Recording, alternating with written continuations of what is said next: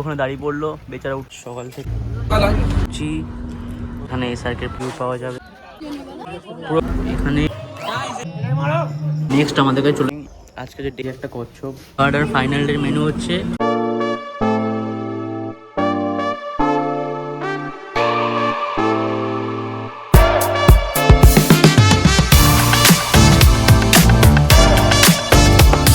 Good morning guys. এ দেখো তো এখন আমাদের সকাল 7টা আর বৃষ্টি হচ্ছে। আমাদের হোটেলটা একদম নদীর সামনে, মানে একদম জলের সামনেই হোটেলটা। এই হচ্ছে আমাদের হোটেলটা আর এটা আমাদের রুমটা বহুত মেসড আপ দেখাচ্ছে না। এখন আমরা বেরোবো লঞ্চের জন্যে এই বৃষ্টির মধ্যে। সবাই আমরা রেডি, তো লঞ্চে উঠে দেখা হচ্ছে তোমাদের সঙ্গে। টাটা। আমরা চা খেতে চলে এসেছি, এই বৃষ্টি পড়ছে। চাটা খুবই সুন্দর খেতে, সুন্দর খেতে, কড়া চা পুরো। গাইস দেখো, আমি এক্ষুনি সকালে ওকে পার্লিজি খাইছি, ঠিক আছে? তাই নিয়ে এখন আমাদের সঙ্গে সঙ্গে গার্ড দিতে যাচ্ছে। মানে সিকিউরিটি জেড গার্ড সব জায়গায় একটা করে তৈরি রাখতে হয়। ও দাঁড়িয়ে গেল, দেখলে বেশি আগিয়ে গেছে। আবার যাবে এরকম। ওই দেখো সিকিউরিটি আর টপ মোস্ট লেভেল। এরকম সিকিউরিটি তুমি পয়সা দিয়েও পাবে না। তো হ্যালো গাইস, গুড মর্নিং। সকাল থেকে ভিডিওগুলো তোমাদেরকে দেখিয়েছি এরকম করে। এখন যেহেতু বৃষ্টি হচ্ছে আমরা ছাতা নিয়ে লঞ্চে যাচ্ছি। চাটা খেয়ে আসলাম সবে মাত্র। আমি একটা আমার জেড গার্ড সিকিউরিটি তৈরি করেছি এখানে, যাকে আমি পার্লিজি খাই আমার সঙ্গে সঙ্গে নিয়ে যাচ্ছি। এই যে এগুলো হচ্ছে সেফটি রিজনস, সব জায়গায় একটা করে রাখতে হয়। তো লঞ্চে উঠে আবার তোমাদেরকে নেক্সট ক্লিপটা দেখাচ্ছি বৃষ্টির মধ্যে কেমন লাগে। আমার সিকিউরিটি ওখানে দাঁড়িয়ে পড়লো, বেচারা উঠতে পারলো না লঞ্চে। আর আমরা লঞ্চে উঠে গেছি, বেস্ট সিটটা নিয়ে নিয়েছি একদম সামনে। যে সিটটা কালকে যেটা পাইনি, আগের থেকে প্ল্যান করেছিলাম যে এই সিটটাই নেবো। তোরা এই সিটটা নিয়ে বলে প্ল্যান করেছিস? আমি তো ওই পেছনের সিটটাই বললাম। নাইস, দ্য বেস্ট সিট এটা। ড্রাইভার এখানে তুমি বসে আছো, ফ্রন্টের ভিউটা পাবে, সাইড থেকেও ভিউ পাবে, একদম ক্লিয়ার ভিউ। আমার ভাই আবার বলে এটা নাকি নরম হলে ভালো হতো, মানে মানুষকে যত দাও তত হয় না। এবার আমরা বেরোবো এখন, মানে সবাই ওঠার পরে লঞ্চটা স্টার্ট হবে। তো আজকে মনে হয় 2-3টে সাইট সিন হবে। যে একটা টাইগার রিজার্ভ, একটা ওই তোমার কি বলে মোস্ট একটা জু মতন, যেখানে আমরা হচ্ছে খাঁচায় থাকবো, বাকিরা ওপেনে আছে, মানে বাকি অ্যানিমালসরা ওপেনে আছে, আমরা খাঁচার ভিতর থেকে অন্যদেরকে দেখতে যাবো। তো ওরকম একটা জুতে যাবো অ্যান্ড দ্যাটস ইট। বাকি ক্লিপসগুলো আমি আজকে ডে ফরওয়ার্ড যখন হচ্ছে ওগুলো আমি অ্যাড করছি, ঠিক আছে? তো টিল দেন ওয়েদারটা আজকে বেশ সুন্দর, যেরকমটা বললাম বৃষ্টি হচ্ছে, ভালো ওয়েদার। তো stay tuned with me guys for a great video and a great day. Till then, tata.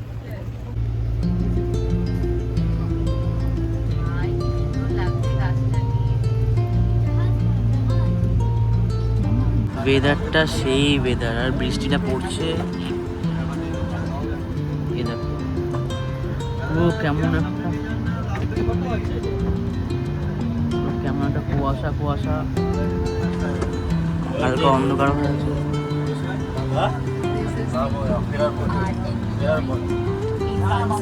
এটা আমরা ভিআইপি সিট আমাদের। আমরা এত জোরে বৃষ্টি পড়ছে ইসলার জন্য এরকম ছাতার গার্ড দিয়ে বসে আছি আমরা এখন সজনেখালিতে এসেছি, কিন্তু বৃষ্টির কারণে নামতে পারবো না, এরকম একটা ব্যাপার। কিলস আলট্রা প্রো ম্যাক্স, মাঝ লঞ্চে ইপার করছি।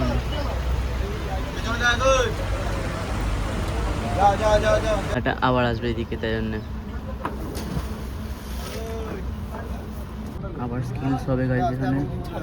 এই নৌকায় উঠবে, চলে আসলো স্কিলস তখন হচ্ছে। আমরা এখন ম্যানগ্রোভ ফরেস্টের সাইড দিয়ে যাচ্ছি, মানে একদম সামনের দিয়ে বলতে গেলে।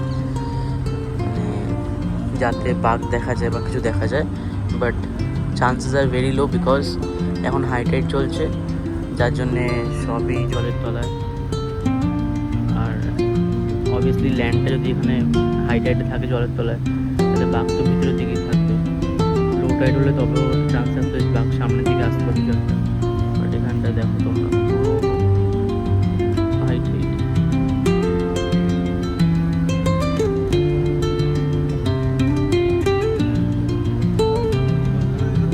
গতকাল এই নেটটাকে বলা হচ্ছে সাইকোলজিক্যাল ব্যারিয়ার, কারণ এই নদী সাঁতার করে বাঘ কিন্তু গ্রামে চলে আসে।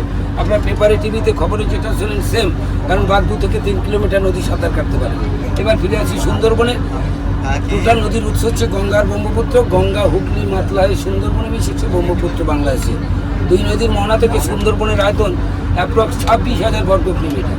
ঠিক তারপরে যখন দুটো পার্টে ভাগ হয়, বাংলাদেশ আর ইন্ডিয়া, বাংলাদেশে পড়েছে 16,000 বর্গ কিলোমিটার, ইন্ডিয়ায় পড়েছে 10,000 বর্গ কিলোমিটার। এই ইন্ডিয়ার পাটে 10,000 বর্গ কিলোমিটারে 102টো বদ্বীপ আছে, 54টা বদ্বীপ মানুষের বসতি। আমাদের লাস্ট বদ্বীপ হচ্ছে গঙ্গাসাগর। 48টা দ্বীপ হচ্ছে জঙ্গলের পাট, টোটাল ম্যানগ্রোভ ফরেস্ট। এই 48টা দ্বীপের আয়তন 4,264 বর্গ কিলোমিটার নিয়ে টোটাল ম্যানগ্রোভ আছে। এই ম্যানগ্রোভ আছে বলে টোটাল ইকো ব্যালেন্সটা ঠিক আছে। প্রথম কাজ, মাটিটা ভেঙে যাচ্ছে, গাছের শিকড় দিয়ে মাটিটা ধরে কেটে বাঁধা বন বলা হচ্ছে। তারপর সুনামি সাইক্লোন হচ্ছে, গাছের গতিতে অনেকটা, গাছের ইয়েতে বাধাতে অনেকটা গতিরোধ হচ্ছে। আমরা সেই ম্যানগ্রোভ প্রায় সুন্দরবনে 84 প্রজাতির গাছ আছে। সুন্দরী, গেওগড়া, গর্জন, গোলপাতা, হেতালোড়া, কিপা, খরসি। মেন গাছ হচ্ছে সুন্দরী, যে গাছের জন্য সুন্দরবনের নামকরণ। আবার হেতাল গাছ, আবার গোরান গাছ দেখতে হবে। যে হেতালের জঙ্গলে সুন্দরবনে রয়্যাল বেঙ্গল টাইগার লুকিয়ে থাকে, হেতালটাকে ইংরেজিতে বলা হচ্ছে টাইগার পাম ট্রি। কারণ এই পাতা 3টে কালার হয়, কারণ একটু হলুদ হয়, লালচে হয়, আর একটু সবুজ কালার হয়। এই জঙ্গলে বাঘটা লুকিয়ে থাকে। এই যে গল্পটা যেটা বলছি, এই লাঠি কার কাছে থাকতো? একটা সময় 300 থেকে 400 বছরের যে গল্প নেই বা যে মাইথোলজিক্যাল হিস্ট্রি, যেটা চাপসুগাগরের যে গল্প, বেহুলা লক্ষিন্দরের কাহিনী অবলম্বন করে সেই লাঠিটা ম্যানগ্রোভ বলা হচ্ছে, এটা চাপসুগাগরের কাছে থাকতো। এবার এই লাঠি চাপসুগাগরের কাছে থাকতো, এর সাথে মনসার সাথে ফাইট চলতো। এই লাঠির জন্য চাপসুগাগরের কাছে আসতে পারতো। সেই গাছটা আমরা দেখতে পাবো। তারপরে সুন্দরবনে যারা জঙ্গলে মাছ কাঁকড়া মধু সংগ্রহ করে, তারা বনবিবির পুজো করে। বনবিবি মানে মুসলিমিজম। এখানে হিন্দু মুসলিম উভয় ধর্মের মানুষ এই পুজোটা করে। এই পুজো করার কারণ, বনবিবির বাহন হচ্ছে সুন্দরবনের বাঘ। তাই সুন্দরবনের বাঘকে বলা হয় দক্ষিণ রায়। এই দক্ষিণ রায়কে পুজো করে সবাই বিশ্বাস করে জঙ্গলে কেউ মাছ ধরছে, কেউ কাঁকড়া ধরছে, কেউ মধু কাটছে। মধু কাটতে গেলে ওপেন জঙ্গলে হেঁটে যায়। মধুটা হয় চৈত্র বৈশাখ মাসে, আর মাছ 2 মাস 3 মাস বন্ধ থাকে গরমকালে। তারপরে অনেকটাই মাছটা ধরতে হয়। যখন মাছের ডিম থাকে, ফরেস্ট ডিপার্টমেন্ট মাছ ধরাটা বন্ধ করবে। এখন নৌকা সব বসে আছে, এই 10-15 তারিখের পর থেকে জুলাই পারমিশন দিয়ে দেবে। কারণ ডিমওয়ালা মাছ যদি কালেক্ট করা হয়, তাহলে ওদের প্রজননটা অনেকটা কমে যাবে। আমরা যে এরিয়ার মধ্যে ঘুরছি আজকে টাইগার রিজার্ভ, যেটা 2585 বর্গ কিলোমিটার। এই টাইগার রিজার্ভের মধ্যে বাঘের সংখ্যা কত? 101টা বাঘ আছে। 2023-24 সালের সেন্সাস, প্রতি 2 বছর অন্তর এই সেন্সাসটা হয়। এই সেন্সাস হয় সিসি ক্যামেরা দিয়ে। কারণ এই সিসি ক্যামেরা দিয়ে সেন্সাসটা হওয়ার কারণ, বাঘের এখন টাইপ দেখে একটা সময় পায়ের ছাপ প্লাস্টার পেস্ট করে কালেক্ট হতো। সেটা বহুদিন চলার পরে সুন্দরবনে বাঘের গলায় কিন্তু রেডিও কলার পরানো হয়েছিল, যেটা নর্থ বেঙ্গলের সেন্সার হয়। কানাতে, বক্সাতে, তাড়োয়াতে, মানসতে, নরথম্বরে, জিন করবেটে, কর্ণাটক। এটা এখানে যেহেতু লবণ জল, ওটা সম্ভব হয়নি। এখন সিসি ক্যামেরা দিয়ে সেন্সার হচ্ছে। সুন্দরবনে আস্তে আস্তে বাঘের সংখ্যা বাড়ছে। আমরা সেই বাঘ দেখার জন্য কোথায় যাচ্ছি? পীরখালির জঙ্গলে। আমরা একটু পরে পীরখালির 7-8খানা দ্বীপ সাইড দিয়ে ঘুরতে ঘুরতে আমরা কিন্তু এইটা দিয়ে বেরোবো। এটা জঙ্গলে এন্ট্রি পয়েন্ট। জল যদি কম থাকতো, এখান থেকে আমরা প্রবেশ করতাম। জল যেহেতু হাই বলে আমরা এখান থেকে যাচ্ছি না, আগে ওখানে চলে যাচ্ছি। আমরা ওই ধারতে দেখে জঙ্গল ঘুরে ঘুরে কিন্তু এইখান থেকে বেরোবো। এইখান থেকে কিন্তু সেম রুট হবে এইটা। তারপরে আমরা সুদর্ণখালিতে আসবো। সুদর্ণখালি লাস্ট পয়েন্ট যখন আসবো, সেখানে কিন্তু বড় বনবিবির মন্দির, যে গল্পটা বললাম এটা, এই মন্দিরে পুজোটা হয় গঙ্গাসাগরের পরের দিন, পয়লা মাঘ। গঙ্গাসাগর হয়ে যায়, পয়লা মাঘ পুজো করে তারপরে এরা জঙ্গলে যে যা বিশ্বাস মতে মাছ কাঁকড়া মধু সংগ্রহ করতে যায়। এই স্পটটা দেখার পরে তারপরে আমরা কিন্তু আবার বাকিরা হোটেলে যখন ফিরবো, তখন আমার ডিউটি শেষ হবে। সেই সঙ্গে সঙ্গে সকলে যদি প্রশ্ন থাকে আমাকে করবেন, আমি আপনাদের সাথে আছি। সকলকে নমস্কার জানাই। তো সকালে ব্রেকফাস্ট চলে এসছে, লুচি, কাবলি ছোলা মানে যেটা চানাম বলি আমরা, আর পান্তুয়া। এই ভিউ, এই জঙ্গল, এই ব্রেকফাস্ট। হালকা হালকা বৃষ্টি হচ্ছে, পুরো একটা দেখতেই পাচ্ছ তোমার মেঘটা কেমন হয়ে আছে, তার সঙ্গে এরকম একটা টেম্পটিং ব্রেকফাস্ট। তো খাওয়া যাক গাইজ। আবার মালপত্র পাচার হচ্ছে।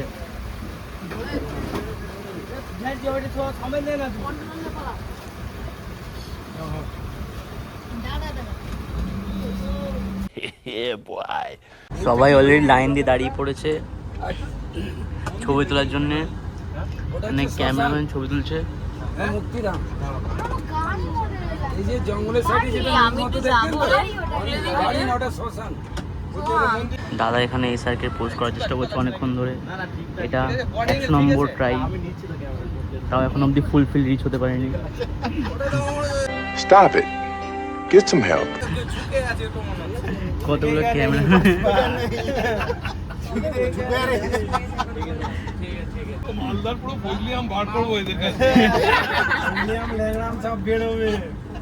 আমাদের কাছে চলে এসছে স্ন্যাক্স, চিংড়ি মাছের পকোড়া আর রচা, এগুলো খাচ্ছি। আর এবার আমরা যাচ্ছি মোহনার দিকে। তো এই হচ্ছে মোহনার দিকে যাচ্ছি আমরা, গিয়ে আবার মোহনার ওখানে ভিডিওটা কন্টিনিউ করছি। আমরা মোহনা চলে এসেছি। জলের ঢেউটা গতিতে বসতে এটা নদীর মনে, তবু এখানে ঢেউ আছে। এটা মোহনা, এখানে 5টা নদী একসঙ্গে মিট খেয়েছে। ওই রাস্তাটায় চলে গেলে হচ্ছে আমাদের বাবুঘাট যাওয়া যাবে, বাট অনেক টাইম লাগবে, রাত 10টা-12টা বেজে যাবে। তাহলে এখন বাজে সকাল 10টা। ওই রাস্তা থেকেই সব গঙ্গাসাগর, কৈখালি, বাবুঘাট যাওয়া যায়। তো গাইজ আমরা ডোবাকি বলছি, আমরা ডোবাকি ক্যাম্পে এসেছি। তো যেরকমটা দেখতে পাচ্ছ দুদিকে জাল, আমরা হচ্ছে এবার খাঁচার মধ্যে, আমরা এবার পশু। আর বাকি সব জন্তুরা ওপেন আছে। দেখো ম্যানগ্রোভগুলো এখন এরকম আছে। আমরা লঞ্চ থেকে নামলাম, একটা ছোট্ট রাউন্ড মতন করা আছে যেখান থেকে আর কি পুরো দিকটা 360 ভিউ পাওয়া যাবে। এটা ওয়াচ টাওয়ার না, এটা একটা ছোট্ট মতন করেছে। গাইস হরিণ দেখতে পেয়েছি গাইস, ওই যে হরিণটা। আমরা হরিণ দেখতে পেয়েছি গাইস একদম সামনের থেকে। দাঁড়াও তোমায় দেখাচ্ছি। এই দেখো ওদের গায়ের ডিজাইনটা দেখুন গাই হরিণের। এটা একটা মা আর একটা বাচ্চা একসঙ্গে।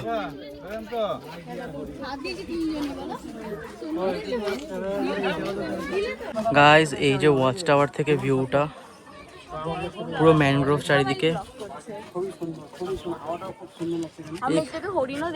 এখানটায় হরিণটা আছে, যেটা ওই ক্যাপচার করেছি ভিডিওটা। ওখানে আরো জুম করে দেখাতে হবে, ক্ল্যারিটি পাবে তোমরা।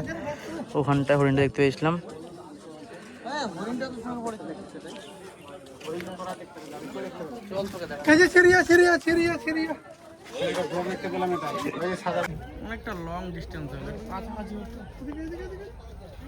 আজকে দুপুরের খাবার চলে এসছে, ডাল ভাত আর উচ্ছে আলু ভাজা। খেয়ে দেখি আজকের খাবারটা কেমন হয়েছে। এখানে আজকে মেনুতে আছে কচুর শাক ইলিশ মাছের মাথা দিয়ে, ঠিক আছে। আমি হয়তো ইলিশ মাছের মাথা দিয়ে খেতে পারবো না, কাটা আছে বলে আমি নিয়ে নিই। এখানে দাও অল্প। এখানে আমাদের নেক্সট মেনু চলে এসছে গলদা চিংড়ি। কত বড় চিংড়ি মাছটা, খাই এখন চিংড়ি মাছটা, গলদা চিংড়িটা। আমাদের নেক্সট মেনু আসছে ভাপা ইলিশ।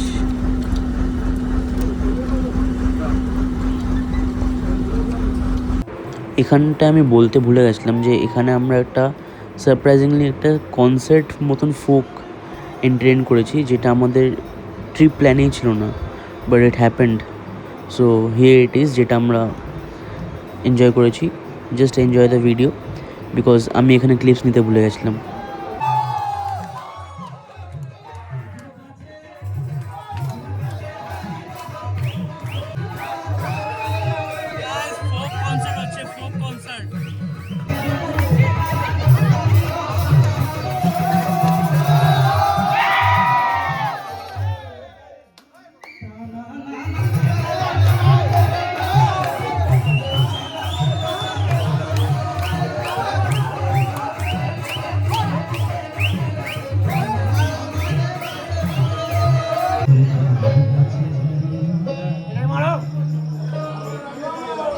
সুন্দর গান হচ্ছে, এদের পারফরমেন্সটা মারাত্মক পারফরমেন্স হচ্ছে গাইজ, দেখো।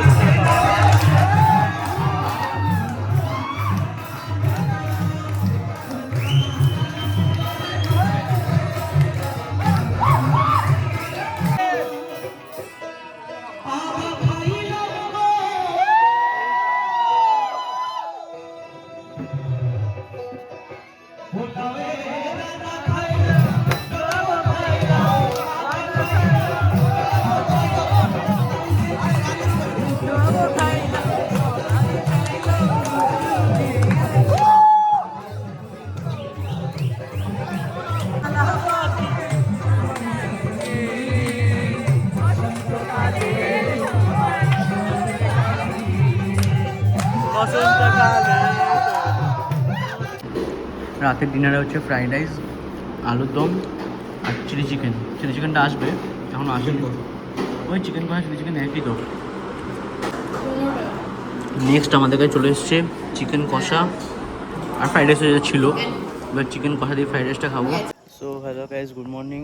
আজকে যে ডে 3 আর এন্ড অফ দ্য ট্যুর। আমরা সবাই বাড়ি যাচ্ছি, এই ব্যাগ প্যাক গুছিয়ে বেরিয়ে পড়েছি। এখন লঞ্চে উঠবো। ওয়েদারটা খুব সুন্দর আর ট্রিপটা শেষ হয়ে গেল। আমরা এখন সজনেখালিতে এসেছি একটা ওয়াইল্ড লাইফ স্যাঞ্চুরি দেখতে। এখানে নাকি কচ্ছপ আছে, তারপরে তোমার কুমির আছে, ওগুলো দেখা যাবে। তো দেখি কি দেখা যায়। এখানে এরকম ভিড় আছে সজনেখালিতে আজকে, এই টাইপের ভিড়। ফাইনালি বাঘ দেখতে পারেন, কি হয়েছে, এখানে বাঘ বসে আছে আমাদের জন্য। এই যে একটা কচ্ছপ ভাসছে, এই নোংরা জলে সুইম করছে। এইসব জিনিসপত্র আমরা দেখছি এখন। আমরা পেছন থেকে কচ্ছপ দেখে বেরোলাম, একটাই কচ্ছপ আছে নোংরা জলের মধ্যে। আর সামনে এখন ওয়াচ টাওয়ার আছে ওখানে, তো ওই ওয়াচ টাওয়ারটা উঠবো এখন। কিছুই দেখা যাবে না, ওই একই যারা জঙ্গলের 360 ভিউ দেখা যাবে, তাই দেখার জন্য উঠবো। আমরা দেখে বেরোলাম, শুধুমাত্র একটা কচ্ছপ দেখতে পেরেছি আর ওই ওয়াচ টাওয়ারটা দেখতে পেয়েছি। আর বাকি কিছু দেখতে রেখে দিয়েছি অ্যাকোরিয়ামের মধ্যে, আর বাকি সব স্ট্যাচু করে রেখেছি বাস। সকালের ব্রেকফাস্ট লুচি আর ছোলার ডাল। আজকে মিষ্টিটা দেয়নি, জানি না মিষ্টি আছে কি নেই, দেখা যাক। আমাদের আজকে থার্ড আর ফাইনাল ডের মেনু হচ্ছে ইলিশ বিরিয়ানি, যেটা হচ্ছে এদের স্টার মানে হাইলাইট ছিল ওইটা। ইলিশ biryani first time in life. ইলিশ বিরিয়ানির সঙ্গে আবার ডিম কষাও আছে সাইড ডিশ। মানে আমরা চিকেন বিরিয়ানির সঙ্গে চিকেন কষা খাই, মানে চিকেন রেজালা, তো এটা ইলিশ বিরিয়ানির সঙ্গে হচ্ছে ডিম কষা। Nice combination. ইলিশের ডিম নিয়ে তো দিয়েছে, ডিম আলাদা করে দিয়ে দিয়েছে তোমাকে। আমাদের ট্রিপ শেষ, যেখান থেকে শুরু করেছিলাম সেই ওখানে চলে এসেছি। এবার আবার অটো করে ক্যানিংয়ে যাবো স্টেশনে, ওখান থেকে ট্রেন করে বাড়ি। সো টিল দেন সবাই ভালো থেকো, সুস্থ থেকো, দেখা হবে নতুন কোনো ট্রিপে নতুন কোনো জায়গায়। তো টাটা, বাই। ওরকম লোকে ডিচ করে দেয়, ঠিক আছে। এই সোহামের সাথে আমি পাহাড় গেছি, সমতলে তো সারাক্ষণই থাকি। এখন হচ্ছে কি আমরা নদীতে চলে এসেছি। মানে সোহাম আমার জীবনে কনস্ট্যান্ট। আমার কোনো এটা দিয়ে দাও, আমার কোনো বন্ধু, ঠিক আছে, মানে কারোর সাথে তখন খুব ঝামেলা হচ্ছে, আমি কোনো গ্রুপে থাকতে পারছি না। সোহাম ভাই তুই আমার বাড়ি চলে আয়, সোহাম ভাই তুই আমার কাছে চলে আয়, তুই আমার সাথে বেরো, চল আমরা দুজনেই চিল করি।